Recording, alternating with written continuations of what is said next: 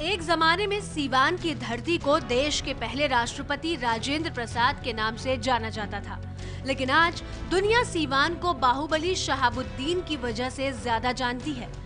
कभी सीवान का सांसद रहा शहाबुद्दीन अभी जेल में सजा काट रहा है। सीवान जिले में विधानसभा की 8 सीटें हैं, जिसमें से 6 सीट पर बीजेपी और 2 पर जेडीयू का कब्जा है। लोकसभा सीट पर अभी बीजेपी के ओम प्रकाश यादव का कब्जा है। सीवान से पूर्व मंत्री अवध बिहारी चौधरी जेडीयू में रहते हुए भी बागी होकर निर्दलीय ताल ठोकने के मूड में हैं। बीजेपी से व्यास देव प्रसाद के मौजूदा विधायक होने के बाद भी बीजेपी के कई नेता अपनी उम्मीदवारी के लिए दिन रात एक किए हुए हैं। सीवान की समस्या जाम और गंदगी के साथ साथ अस्पताल और जंक्शन पर व्यवस्था न होना है। 2 दशक से सीवान अपराध के गढ़ के तौर पर स्थापित हो चुका है। शहाबुद्दीन तो जेल में है, लेकिन अब भी उसका सिक्का शहर में चलता है।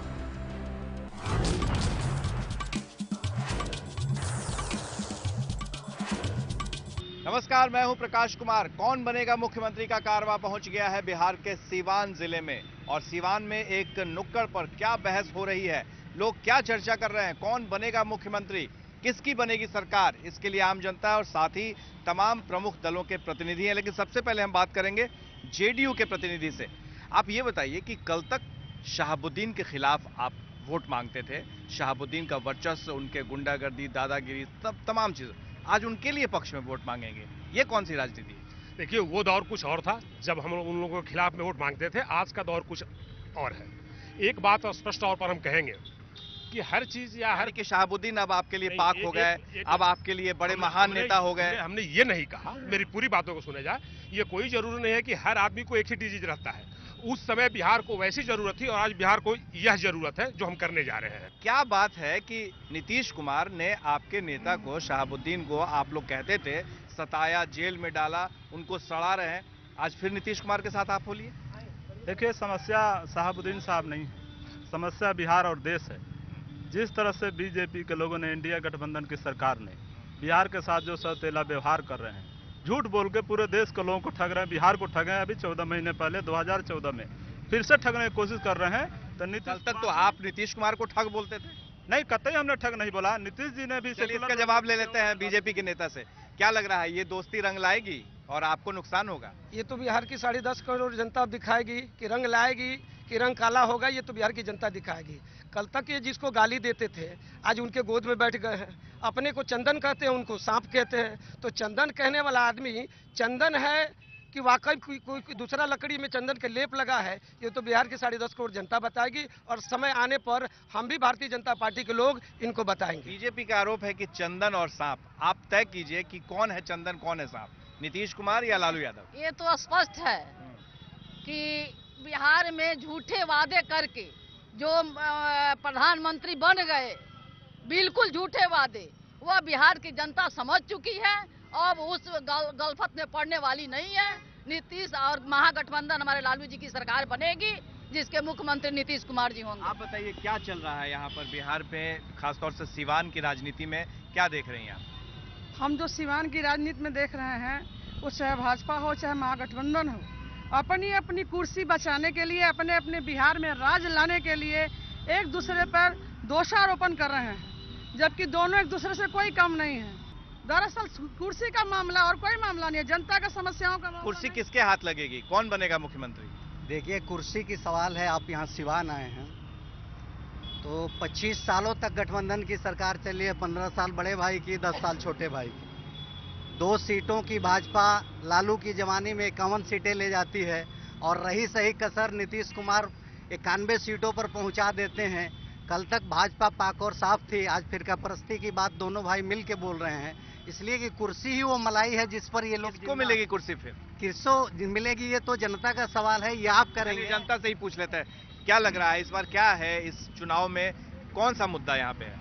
यहाँ सांप्रदायिकता का मुद्दा है। अच्छा, नरेंद्र मोदी सरकार जो सांप्रदायिक ताकतों के बल पर जीत करके केंद्र में सरकार बनाई और झूठे वादे की 15-15 लाख जनधन योजना में भेजने का काम करने का उन्होंने आह्वान किया। युवाओं को आपको क्या लग नौकरी रहा है? का सुनिए, यहाँ लग रहा है जनता की समस्या है जो समान शिक्षा प्रणाली, स्वास्थ्य की, आज देखिए हॉस्पिटल का हालात, कि ओपीडी बंद है।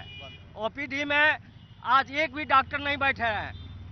और मैं तो खुलेआम कह सकता हूं कि भाजपा की सरकार हो या महागठबंधन की सरकार हो, इसमें जनता का कोई राहत नहीं है। भ्रष्टाचार खुलेआम बढ़ा हुआ है। मुख्यमंत्री में अभी संदेह है, कुर्सी हिलने की उम्मीद है। क्या लग रहा है, चर्चा क्या है? चर्चा यही है कि जनता के बारे में कोई नहीं बोल रहा है। अभी देखिए सुखाड़ पड़ा हुआ है, लेकिन पेपर में एक कदम भी कोई नेता का नहीं आ रहा है कि सुखाड़ की व्यवस्था की जाए। सिर्फ नरेंद्र मोदी, नीतीश कुमार, लड़ाई इसी में चल रही है। जमीन पर क्या है नहीं दिखाई पड़ रहा है। आपको क्या लगता है? इसलिए जनता हमें तो लग रहा है कि अगला मुख्यमंत्री नीतीश कुमार ही बनेंगे, क्योंकि गठबंधन जो है बीजेपी पर भारी पड़ रहा है। लालू यादव को लोग चाह रहे हैं, नीतीश जी को चाह रहे हैं। महागठबंधन से नीतीश जी सीएम बनेंगे बिहार के, और मोदी जी का हवा यहाँ खत्म है। लोकसभा में जो उन्होंने दिखाया, हम लोग यहाँ पर एनडीए को उखाड़ फेंकने का काम करेंगे। उखाड़ फेंकने का इसलिए काम करेंगे, वो नरेंद्र मोदी दिल्ली से चलते हैं, उनके मंत्री दिल्ली से चलते हैं और बोरा से लेके आते हैं और यहाँ पे फेंक के चले जाते हैं। फेंक के क्या चले जाते हैं? वादे सिर्फ फेंकते हैं, सिर्फ वादे। उन्होंने पूरी सरकार जो है झूठ पे सरकार बनाया। और आप झूठे लोगों के साथ हो लिए। हम लोग झूठ लोग के साथ। लालू यादव क्या है? हम लोगों ने कहा, लालू यादव का क्या ने आज तक लालू यादव क्या थे कल तक? लालू यादव ने गरीबों का नेता था, मजलूमों का नेता था, अब नहीं है। का नेता था। परिवर्तन ये है कि जो सब्जा बाग दिखाया गया है, जनता के बीच ये दिखाया गया है, झूठा वादा जो किया गया, जनता उस परिवर्तन के रूप में चाहती है। आज देश की जनता जो है। और आप क्या कर रहे हैं? हम लोग कहीं न कहीं जो लालू यादव के साथ जो समझौता करे वो क्या है? जी, बेशक देश की राजनीति में क्या है, वो आपकी राजनीति है। देश की राजनीति की मजबूरी है। और वो कह रहे हैं तो वो गलत है। मेरी बात समझिए सर, सांप्रदायिकता को रोकने के लिए धर्मनिष्ठ तत्वों को एक मंच पे आना जरूरी है। ठीक है, देश की यानी कि कुर्सी के लिए, देश की एकता, देश के लिए नहीं, कुर्सी के लिए, देश की एकता और अखंडता को बनाए रखने के लिए। दलीय राजनीति करने वाले लोगों ने बिहार की आम जनता को रोड के किनारे खड़ी की है। मैं उस आंदोलन का उपज हूं जिसमें हमने ये माना था कि 100 में 70 आदमी फिलहाल जब नासाद हो तो दिल पर रखकर हाथ कहिए देश की आजाद है। मैं उन असूलों की बात करता हूं, जितनी भी अमर्यादित कार्य हों दलीय राजनीति के लोग आज करते हैं। जनता पीछे रहती है, दल अपनी वकालत करती है, लेकिन जनता की वकालत नहीं करती। जनता ने अभी मूड नहीं बनाया है। उनके अंदर में बहुत सारे ऐसे सवाल हैं कि आखिर जो समस्याएं हैं उनका निदान कैसे होगा, किस आधार पर होगा। तमाम लोग थे यहाँ पर, जनता भी थी, जो अब तक ये नहीं समझ पाई है कि आखिर आने वाले दिनों में सरकार अगर बनेगी तो कैसी बनेगी और कौन होगा मुख्यमंत्री। लेकिन धीरे धीरे अपना मन वो जरूर तैयार कर रहे हैं और वोट के दिन अपना मत देंगे और फिर कौन बनेगा मुख्यमंत्री का जवाब मिलेगा। आज सिवान से बस इतना ही। एक और विधानसभा क्षेत्र में चलेंगे और जानेंगे वहां के जनता की राय। खबरों का सिलसिला जारी है एबीपी न्यूज पर।